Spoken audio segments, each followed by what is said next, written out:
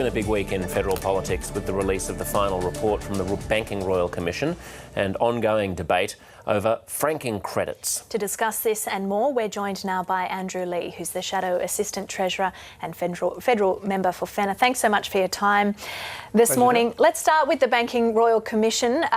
Labor has indicated that it will accept all of the recommendations, at least in principle, and look at implementing those recommendations from the Royal Commission. If Labor goes ahead and bans bank payments to brokers, won't that save the banks a lot of money? And are you concerned about that? Well, Joe, this is an important report. It was hard-hitting, but not as hard-hitting as some had thought. After all, bank shares rose on the announcement of the Hayne Royal Commission report. So Labor believes it was appropriate to implement it in full, including the recommendations around mortgage brokers.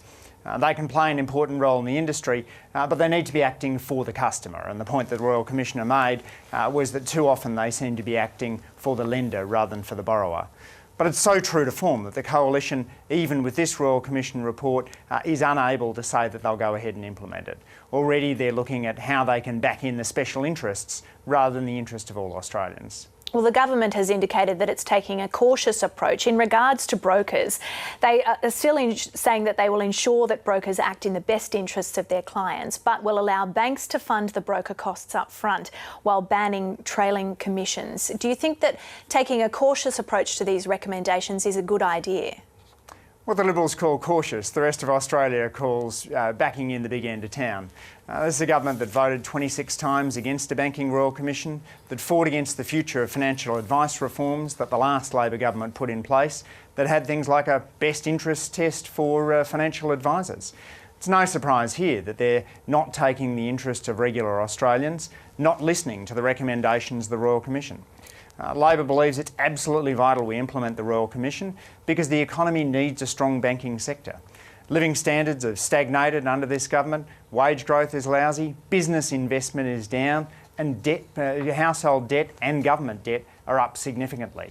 In that environment, we've got to make sure that our financial sector is running as strongly as possible. And that's why Labor supports the Hayne Royal Commission findings, as distinct from the approach the government's taken. Let's now talk about the franking credit inquiry, which continues. If Labor is so sure of its policy on scrapping refundable franking credits, then don't you think it's okay to put it to a committee and have the questions asked by retirees and others? If you think it's such a good idea, won't it stand up to that investigation? Labor's confident with our policy. This is a tax break that no other country in the world has. A tax refund for people who don't pay any tax, where more than half the benefits go to people with more than $2.5 million in their superannuation accounts. We've carved out pensioners, and we've had extensive consultation with experts in it. It's extraordinary the government would use taxpayer money to inquire into an opposition policy. And we're seeing now that the Wilson family is benefiting personally out of this inquiry. There's allegations that confidential elector data may have been shared with a private firm. And in reverse, that shareholder details may have been shared across with Tim Wilson. Tim Wilson has to step down. His position is utterly untenable in this inquiry, and we've referred to the Federal Police these allegations that confidential elector data might have been shared with Jeff Wilson, who's running a campaign in the interest of his own firm against Labor's important reform. What about in Parliament in the coming weeks? Do you have an intention to pursue this further, and do you have the support of the Greens and the crossbench to pursue this, and particularly Tim Wilson, further? We'll certainly be pursuing this issue in all forums. Australians don't want their tax dollars spent on parliamentary inquiries which are designed to direct donations to the Liberal Party. Don't forget they're handing out Liberal Party forms in these forums, promoting their fundraisers. And Australians don't want parliamentary inquiries that then see their confidential elector data protected by law. It's a criminal offence to disclose elector data, then shared with private firms. There are Australians, though, that have been turning up to the committee genuinely angry about Labor's policy. Look, no one likes having a tax concession taken away if they've been personally benefiting from it. But I think many people recognise it's just not sustainable to spend more every year sending cheques to multimillionaires from the tax office than we spend on public schools.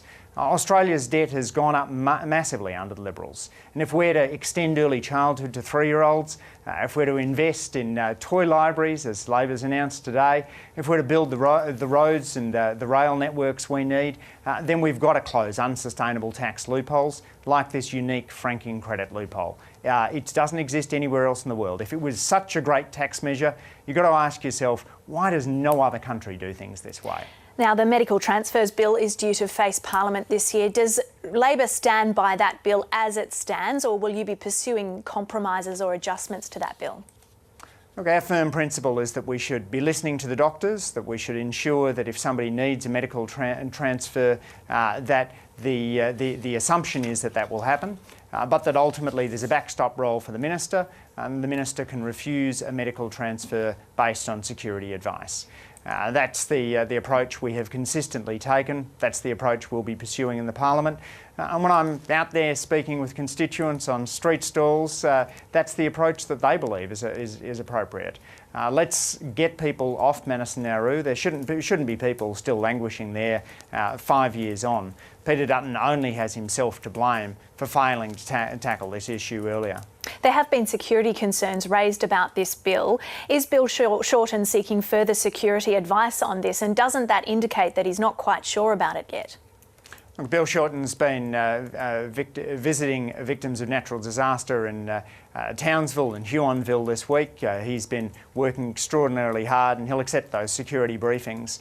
But what's important about this is that we ensure that the minister has the security role to say no to any individual transfer, but that the onus is on the minister to say no. The assumption is that if the doctors say someone needs to be transferred, they are transferred.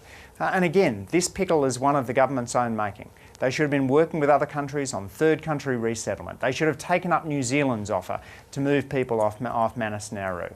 People should not be languishing in these facilities at all. But if they are, and if they need medical attention, then the assumption should be that they come to Australia with a backstop that if the minister has an adverse security clearance, they can say no in those circumstances. But if Bill Shorten hasn't had that security briefing yet, as you say, he's been visiting flood-ravaged areas, then is he quite ready for it to face Parliament yet and give a verdict on it? Look, Bill will get the appropriate security briefings. If he hasn't had them already, he'll be getting them very soon. But we've had extensive discussions with experts around this, and our fundamental principles are those that are shared by a vast majority of Australians. Let's get people off Manus and Nauru, and let's get them off now if they're sick. If there's an adverse security concern, of course we ought to hear that. But the government this week was taking ASIO advice and giving it to the press. That's not the approach that a responsible government who cares about national security should be taking.